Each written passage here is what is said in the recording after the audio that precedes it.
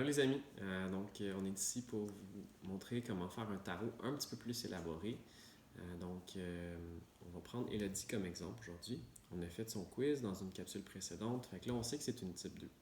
Fait que moi j'ai recueilli tous les animaux de son type, ok? En commençant par l'animal blooper. On le reconnaît parce qu'il y a des petits bonhommes sourires sur la carte, fait que ça c'est un petit peu spécial, ok? Mais tu as aussi la lionne, la licorne, le colibri, le cygne, le chien et le dauphin. Fait que ça, c'est les 7 animaux de son type, incluant son aile. Fait qu'on avait vu que, en fait, Hello, c'est une 2, type 2, 1. OK? Fait que il y a toujours un animal en bordure des deux types. Fait que celui-là, on l'a pris, on l'inclut dans le reading parce que ça représente différents aspects. Chaque animal représente un différent aspect de la personnalité. OK? Donc, c'est bien simple. Hello, elle va commencer par choisir un des animaux, puis on va aller lire ensuite dans le livre le texte qui est associé. Je vais choisir la lionne. La lionne, OK. Fait que on va prendre la lionne, on va la retourner de bord, puis on va aller lire dans le livre. Donc, la lionne qui est ici. Donc, protection et possession. Puis on a un petit texte, c'est entre 3 et 5 minutes à lire. Et là, ensemble, on peut refléter sur ce qui nous ressemble, ce qui est à travailler, les parts d'ombre, les parts de lumière, les forces, les défis, tout ça.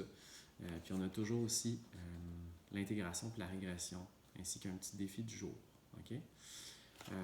Si vous êtes en train de faire une session à quelqu'un, vous lui avez fait faire le quiz, vous avez découvert son type, puis là vous avez le goût de plonger plus en profondeur, ce mode de tarot-là, c'est une excellente méthode pour y arriver.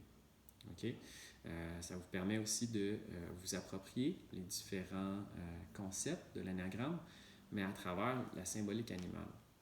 Si vous faites ça à la maison, okay, tout seul, ce que je propose, c'est après avoir fait le quiz, vous avez découvert votre type de personnalité, vous pouvez choisir un animal par jour. Fait que là, c'est une semaine dans laquelle vous allez plonger dans l'univers de l'énéagramme pour vous approprier les différents concepts liés à votre type. Donc là, on a fait la lionne et l'eau. On poursuivrait. Tu pourrais choisir un deuxième animal. Je vais choisir la grenouille. La grenouille. Donc, c'est ça. La grenouille, c'est un animal blooper, comme on avait dit. Fait que c'est un petit peu plus spicy, comme on dit. C'est pas de la communication non violente.